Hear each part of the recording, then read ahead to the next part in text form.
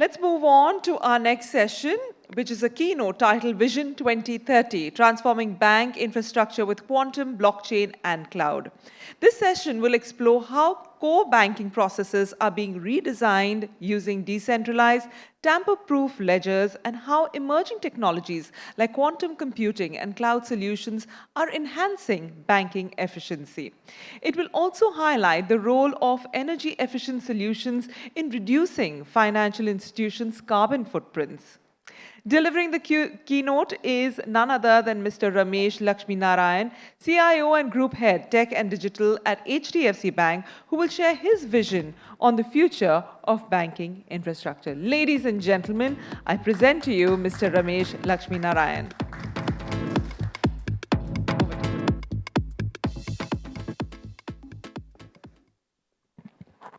Good afternoon, I'm audible. Yeah, first of all, I think the last session was very interesting. I could get some CEO perspective in terms of what's happening because the CEO, CIO divide is today absolutely kind of not there. It's like probably the most synergetic kind of partnership that's playing out in the banking industry. Thanks, Samir. I think more than anything, I think you have also been an inspiration. I know you from many years and think from the sixth floor of BKC City all the way up till here, it's been a remarkable journey. I wish you the best, and every year, hopefully this event gets stronger and stronger, I think this was a very wide topic, and for me to cover it in 30 minutes is a little challenge, but I am trying to do that. Maybe not all answers would come, but happy to kind of, delve into anything that interests post the session, actually. So I think, let me just try a little bit, first of all, before you even get to quantum, blockchain, AI. They're all very buzzwords. Everybody is talking about this, right? But fundamentally, and this is a slide that is there in our, if you pick up our annual report, you'll find this slide. Because this is a foundational slide that I carry everywhere. I mean, every presentation of mine, I keep reminding that finally you have to get a story around as to what you're going, where your vision is going, because you can start talking about a lot of things without a direction, actually. So this is our, I call it the onion ring strategy, actually. And what you see here is a very remarkable, thought process in terms of it, and it's not mine. It's something that I have learned from the industry over a period of last 3-4 years. I think what I see fundamentally is that we always used to look core at the center for very, very long. I mean, you talk to a banker, he will always start with core banking. And that's been a big problem. Because the minute you start core banking, you are limiting your thought process. Why? Because core was built as an operations automation platform. Core wasn't built to handle digital. Core wasn't built to handle AI. Right? I mean, all of you, and every bank today is struggling with this. So foundationally, we can all talk about digital, AI, cloud, but if you don't fix core banking, you're not going to move forward. That's given. So what I thought about this is that my thought was clear that we are seeing a very foundational shift where the core is moving, the center has moved to data now. Because the minute you start seeing data as the center, your opportunities are infinite. The minute you see core at the center, your opportunities are limited, actually. Then, of course, we always used to look at data, the next one, as a separate box in our banking thought process. Then the APIs, then the channels, and then the partnerships. So what's changing here? The cores are getting into now federated into microservices core. I'm sure all of you are seeing that.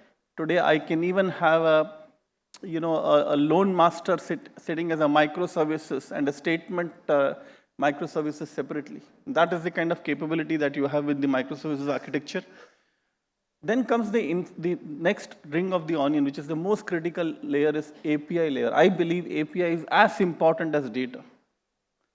Because finally, what is happening, and why is this important? And this came up in the last conversation also. See, no longer banks can hope that they will ask customers to come and meet them where they want to. They can't tell customer, come to my branch, come to my net banking, come to my mobile banking. Those days are gone. Why?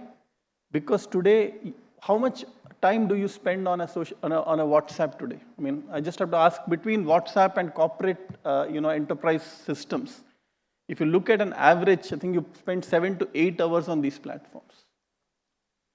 You don't have time to get into a bank mobile app and figure out what is a cross-sell option. right? You don't have time to go and say, if I want a new car loan because I got promoted, I want to go and kind of apply for a digital loan. You don't have time. You might have the intent and the money, but you don't have the time.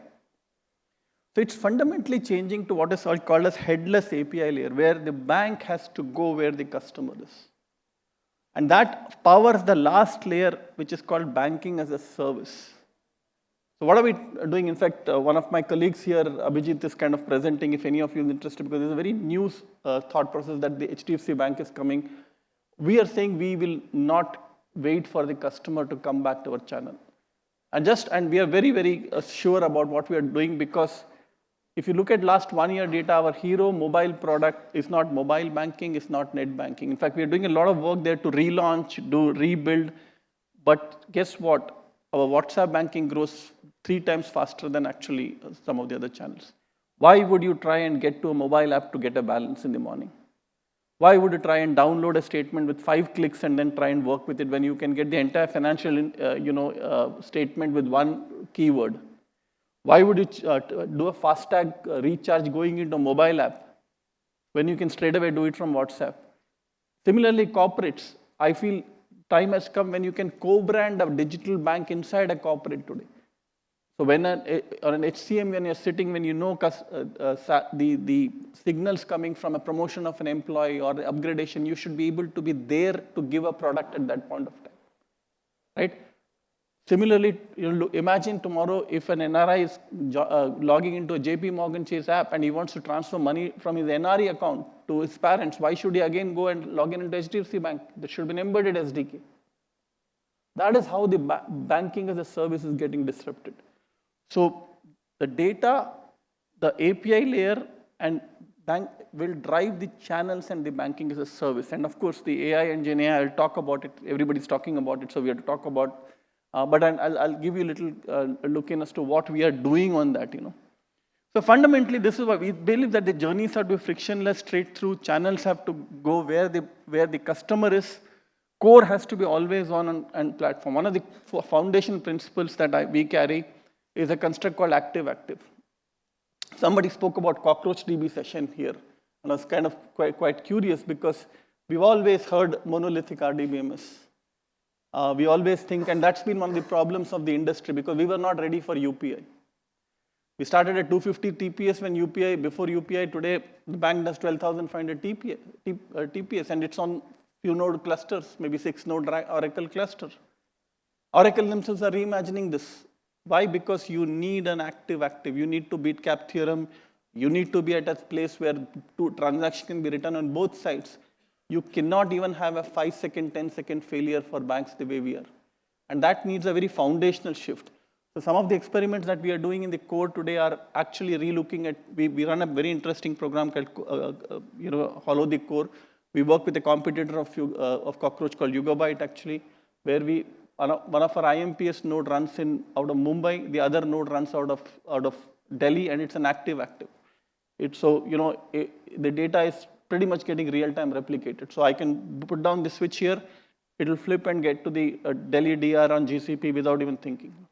So that's the level of thoughts that are coming here. So microservices core, active-active architecture, AI is very, very critical, I'll talk about it, but then the API layer in the middle. And how we are thinking about the API layer is also interesting. We're not looking at a classical orchestration engine. We're actually building on our own headless API architecture, which allows you to completely decompose. Somebody wants an SDK, take it. Somebody wants a headless API, take it. Somebody wants an experience-driven packaging with all the front end. That also can be done. So that's how we are thinking about it, and we are kind of working on that. Actually, a lot of our journeys have moved to this thought process. So there's a larger picture I just wanted to kind of put there. Of course, then comes the 3 drivers, which I will talk through, which is the main core of this session today: cloud, blockchain, and quantum.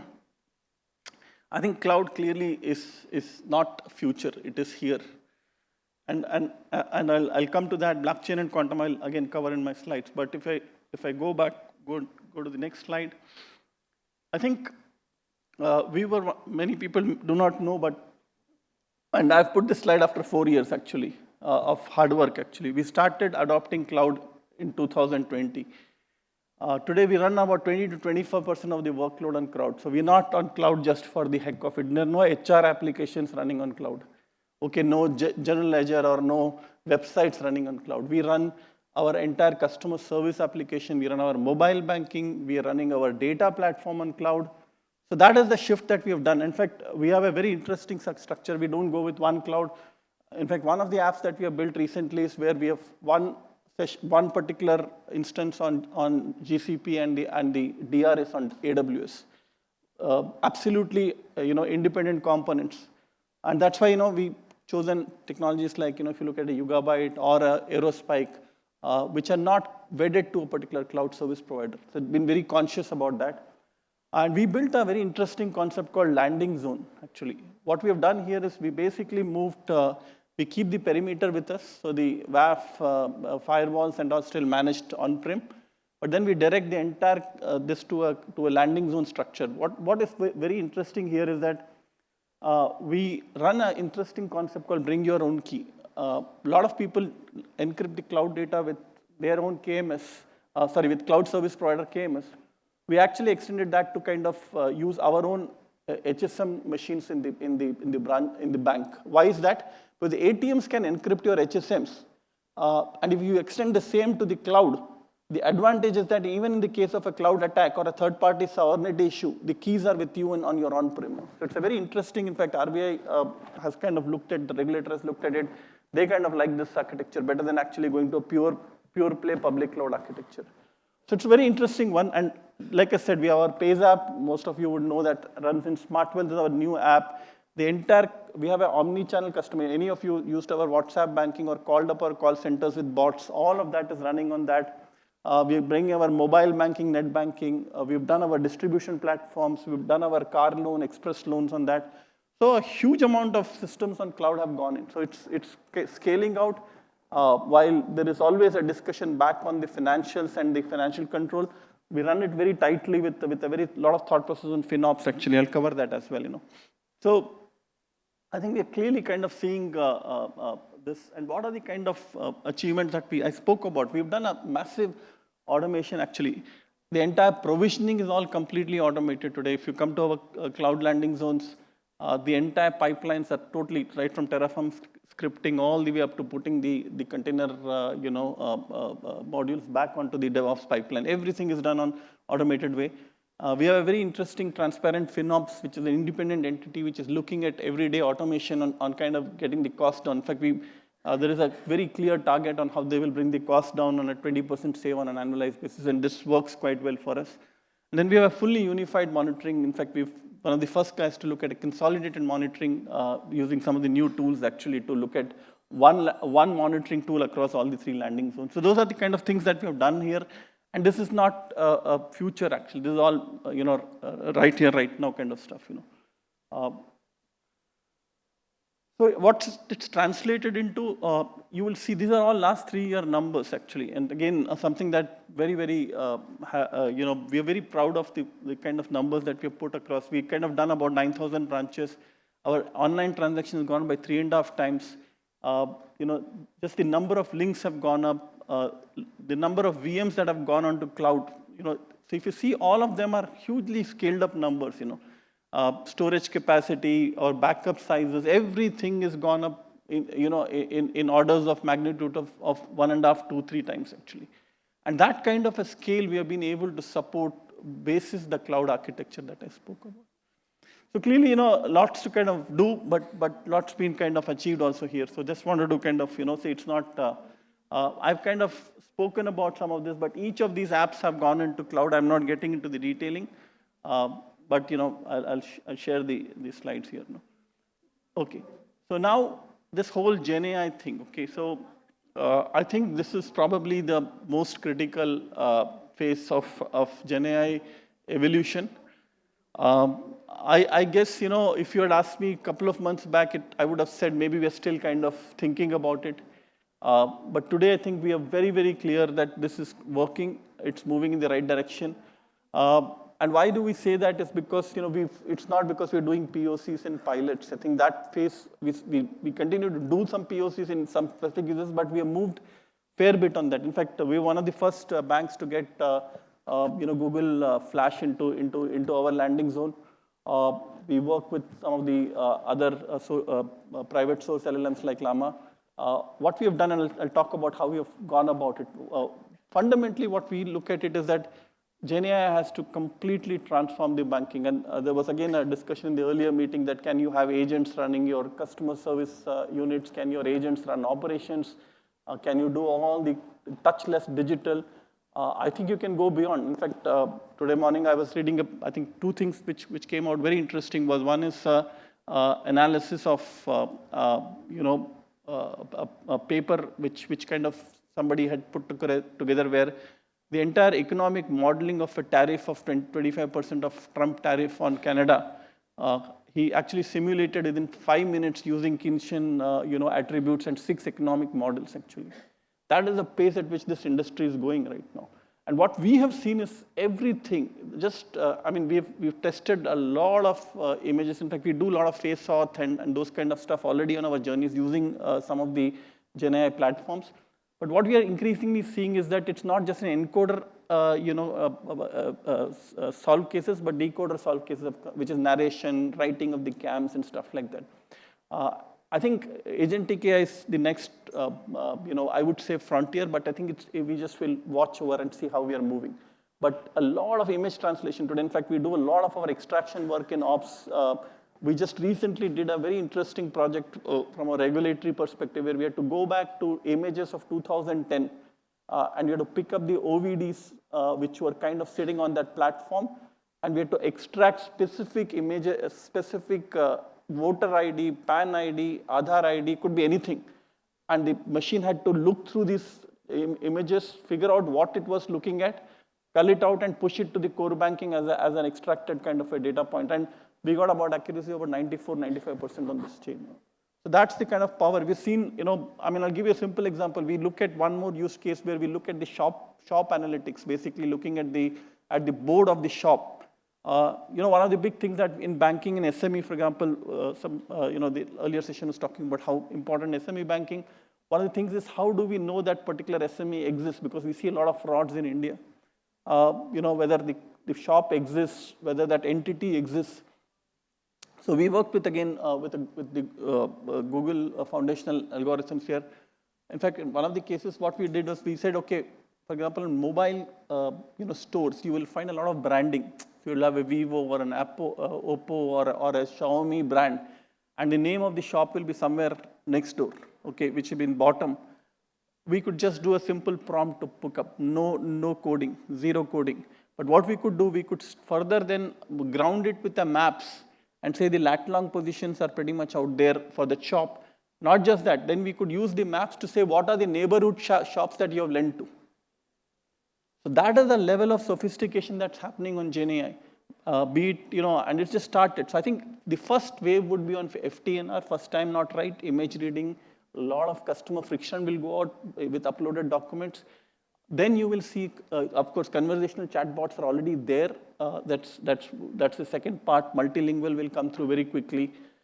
Then you will see a lot of ops automation, to my mind, which will come in kind of cutting out uploads, downloads, reconciliations. Then you will start getting into credit analysts. Again, there we will be careful because you don't want to kind of take the final decisioning, but a lot of pre-processing, putting the CAM notes, putting the insights around it, putting the trends, all of that stuff can be done by the machine. So that's how we will see the evolution into the banking. And finally, you'll move from a front-ended digital journey all the way up to ops and credit is where you'll see. And then, of course, IT. One of the things that I look at it, when IT guys come and say, I need more people, you start actually looking at them saying, how can an IT guy come and ask for more people in this day and age? So I think these are very evolving things, and we are working quite well on this. Having said that, I will just, like I said, a lot of stuff I covered. Smarter financial insights, Copilot will be a very key thing. Then, of course, personalized and intelligent customer experience, wealth side would be very key. I spoke about banking operations. Compliance and risk management I didn't cover, but that's coming very quick, thick and fast. Can you read all my compliance requirements, all RBI guidelines and give me an answer? All my audit patterns, can you put it together and give me? So those are kind of use cases that are coming very quickly. Now, This also means a lot of responsibility. This is a very interesting slide. I don't present, the first time actually doing this slide. We are not looking at, again, getting into a GenAI as a one point in time thought process. Why am I saying this? Because you today have SageMakers, you have Fabric, you have Vortex, no problems. I mean, everybody has a full pipeline. But every model or GenAI model that you developed has to be regulatorily kosher. That's the important part, right? And all of you would agree with me, it's a complex thing, right? So what we are doing is we are very clear, whether it's a public AI, it could be a private LLMs, could be a packaged AI solution, but the AI has to sit on this pipeline actually that we have built. We are building this out of our factory in Delhi. Very interestingly, again, if you see here, we are again not using cloud-centric components. So just see if you look at our VectorDB thought process or it's a Qdrant or a Lance, which are completely open source platforms, okay? But if you see that it has all this stuff, right? From the knowledge services, the model hub for inventory, to the fine-tuning aspects on RAG, everything we are kind of building on our own. So you can push any LLMs onto this platform, and the entire bias control and the hallucinations are centrally controlled, because that is very important actually. So that's how we are seeing this whole piece. And then finally the API. We want the entire prompts to be opened up across the bank. So it cannot be a one use case kind of a thought process. And this is very critical, because the minute you get into one use case thought process, you will die. And why am I saying this? Take an example of statement. Statement can have multiple things, context. A collection agent can look at statement very differently. A credit analyst will look at statement very differently. And a relationship manager will look at statement very differently. Should I build 3 use cases to do to kind of cater to their demand? No. And that's where the entire GenAI as service API is very critical. So you will actually put GenAI statement service as an API, and you will push it to all the channels that you're looking for. So I think this is how we are thinking about the entire, this in fact, entire effort is an in-house effort. We're not using any third-party platforms out here. So it's a very ambitious scale. I think very few banks are attempting this. In fact, short of, like I said, the only thing we wouldn't get into transformer modeling, because that's something which is very, very far off. But doing this is very important from a regulatory and compliance questioning perspective. You can't just use an open AI, make a use case and deploy it. That's not going to happen, because there will be questions around how many models, explicability of the models, code violations, IP right, biases. So that's how we are thinking that by building this platform, and put a lot of open source components out here, if you see, and still working with the CSP. So it's a very interesting strategy that we are looking at it, I'll just quickly move. Okay, blockchain is interesting. I think it's a on and off technology. It's not new. I think we saw this 10 years back, and we thought this is going to change the world. Technology world is interesting. Some starts have been phenomenal, spectacular. Internet was spectacular. Big data came in a big way, but the impact was not big in the immediate aftermath. It was after 10 years, actually.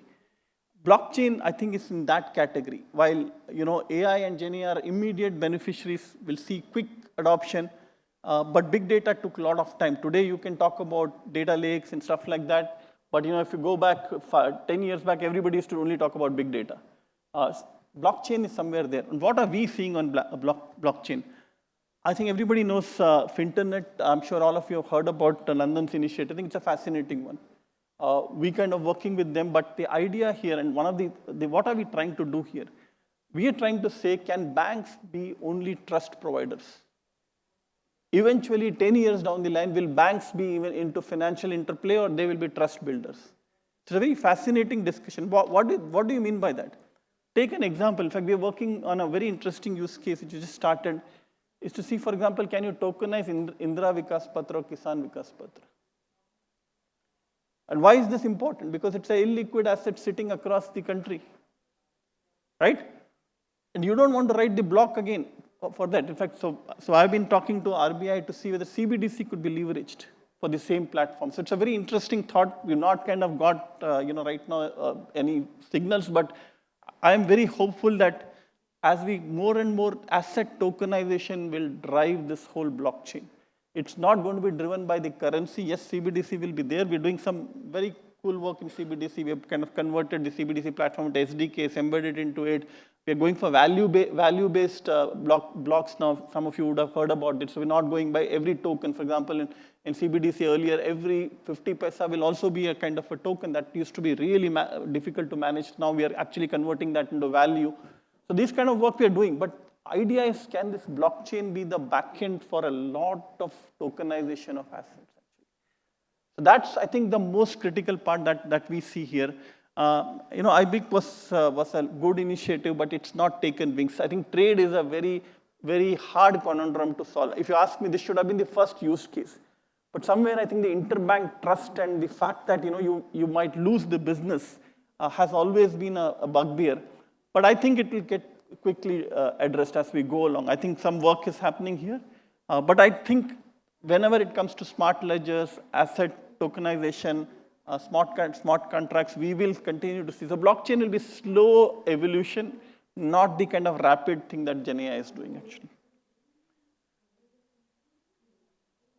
Okay, now the quantum spin. I think this is, again, it's little far off, but the threats are real. Okay, so we have to be very, very careful here. So what are we trying to do here as a bank here? So one of the things, at least, we are doing, we don't have any look-ins into what's happening in the quantum world. It's a different world. Even Google's and some of the Chinese companies are very, very early into this stage. It'll take time. But I think one of the things that the banks are not ready is protection of quantum. That's the most common thing you will hear right now. Okay, are you, just basic thing, are you an AES? That's the most foundational question every bank has to ask, because that's the first level of preparation you will have to do, because any RSA, DES is all kind of under threat. Even a 1024, 128 AES will be a challenge, actually, the way we see that. So I think bit by bit, you have to replace all your infrastructure to be quantum ready. That's the first thing that we are doing. Now, after that, the quantum possibilities are infinite. Whether it's encryption, whether it is computation, so it will have a very big impact from a fintech perspective or a financial world perspective. But I think it's still very, very, like I said, it needs a lot of continuous upskilling. A lot of physics goes behind it in just understanding quantums and the qubits. It's not like a straight theory at the end of the day, and a lot of us are very enamored, but it needs a lot of difficult imagination, and we are very, I would say, still far off from there. But I will at least say that what we are trying to do is to be prepared for the quantum attack at this point of time. So just wanted to qualify that out. So this is the last bit of this slide, in terms of how we imagine, So I think we imagine a quantum-powered risk model. We look at overnight portfolio optimization. We think banking without banks could be possible in 2030. Okay, the way we are seeing concierges, AI-driven concierges could be very, very interesting. Instant cross-border transactions or blockchain would be reality.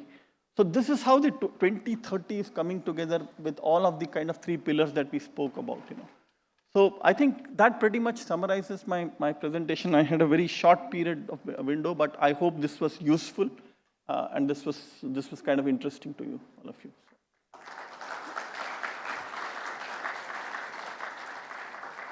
So maybe we'll attempt a couple of questions. I think you are a rock star. Thank you. Go on, sorry.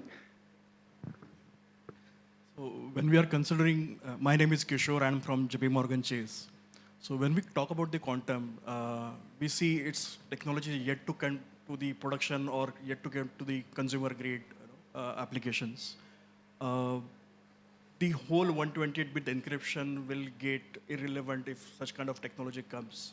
Are we expecting something like an Y2K movement when the whole banking infrastructure was just, taken at a hostage of the old legacy and needs a complete revamp because of this event?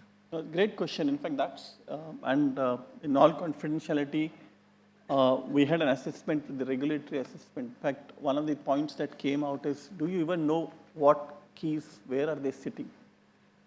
Actually, if you just go back to that small question in your own organization, because we've never had a centralized key management repository platforms which can go and tell you which level of encryption is and which infrastructure is carrying what. I'm not joking, I'm being serious about it. And you are hitting a watermark that suddenly one of these days, it may not happen suddenly, it might happen over 6-12 months, but especially the sovereign players, actors will come strong. And that's where, whether it's JP Morgan, the HDFC banks have to be very critical because they are systematically important. They will be the first ones to get hit from the sovereign power play. And I do think we might hit a Y2K moment if we are not ready at this point of time. And that's why I said, while it's far off from a technology evolution, the readiness for that has to be here and now, actually. So I think fully with you on that. Hi, Ramesh. Anish here from TCS. So thank you for an insightful session. Question is, from a HDFC Limited and HDFC Bank integration perspective, how exactly did you manage from a customer experience and from a technology perspective? Yeah, I think Anish, first of all, I just wanted to tell you that, and with all due respects to all consultants, we are zero consultants in the integration. We did not use anybody to it's not about, sometimes, you need to know what your DNA is, okay? Trust me, we don't talk about it in the market, but it was a massive integration. And we did not see even a single customer here and there, but nothing major that could have rocked. In fact, regulator actually thinks that we did a great job here. In one of the rare instances that we got, good. I think the way I see that is, it's an unfinished job, Anish, to be honest. Because why? Look, the contours of home loans are changing. Home loan is not a loan product. If anybody in this room is thinking it's a financial product, is wrong. It's actually an experience. Because buying a home is amazing. All of you, the first time you get the keys of the house, that feeling in your heart is very different. And that experience has to be very different if you really want to be different, okay? So while we started right in terms of pushing the systems, getting the integration done, we haven't, taken it to the next level, which is what we want to do right now. In fact, the thought process there is very interesting. We believe that home loan will be a sure shot affinity bundle. So when you are in fact, if you go to any of our HDFC Limited now, we stopped physical signature. There were 104 signatures that we had to do. Today we do one signature actually, and that's an e-sign. But what has happened, it's given a time for us to interact with the customer. So insurance discussions, consumer durable discussions, because a home loan is very tightly coupled with a consumer bundle. So if you go to any of our banks, you will actually see a one-touch journey. We allow a cards, consumer durable, and a savings account, and an insurance in one click when you actually go and do, and that's done actually already. But we have some very high ambitions there. We want to rewrite the entire mortgage applications. And we want to kind of take it to a level where, we make it as an experience more and more. And home loan will also allow us the data kind of convergence, because the number of data points that you get in a home loan is very, very different. So the ability to do family, the ability to do cross-sells on the family is very high. And that's where we are headed there in that sense. I know it's we're just running slow or a bit late, but maybe still one last question, please. You can pick it up.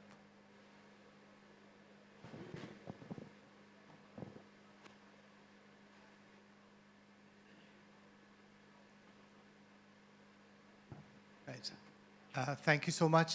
Firstly, thanks, Samir, for organizing such a wonderful session. I think your session has one of the most densely populated audience Digital Fifth has ever seen, perhaps.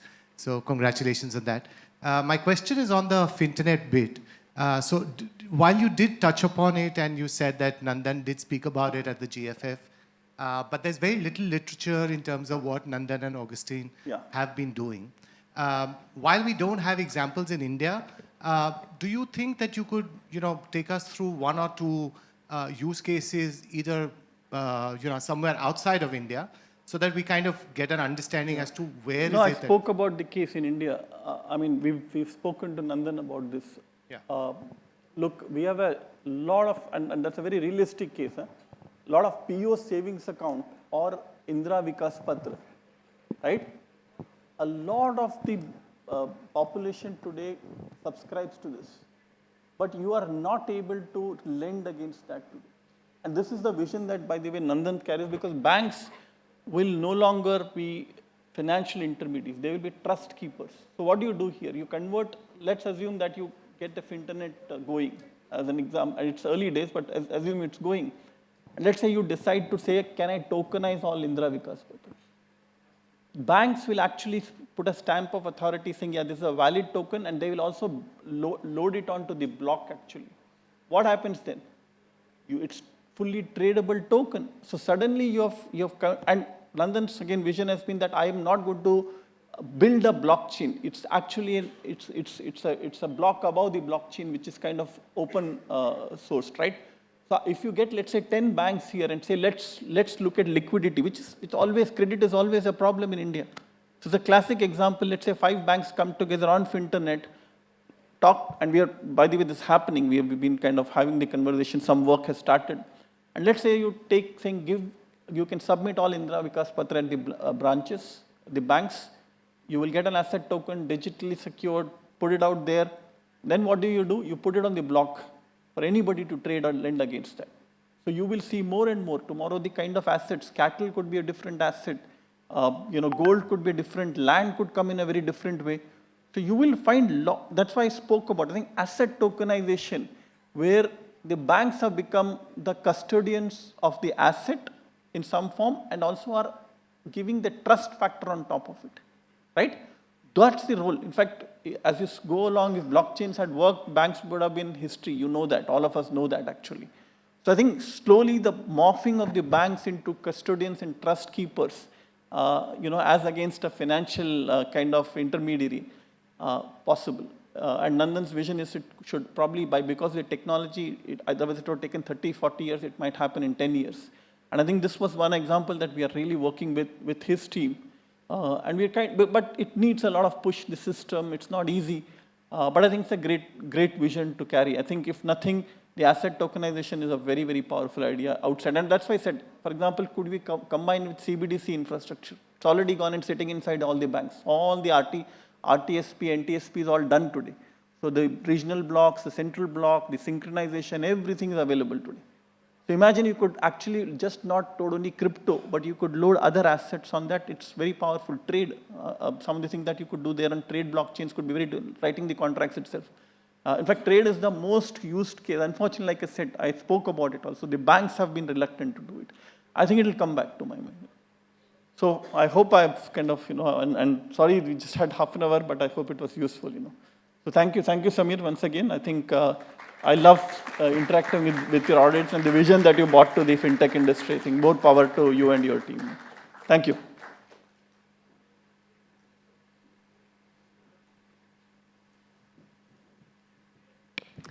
Thank you so much, Mr. Ramesh Lakshminarayan ji, for coming to Bharat FinTech Summit 2025 and allowing us such amazing insights about HDFC. And I have been banking with HDFC Bank myself, and I must tell you, as a user, the experience has always been fantastic. So thank you so much. He's the man behind it.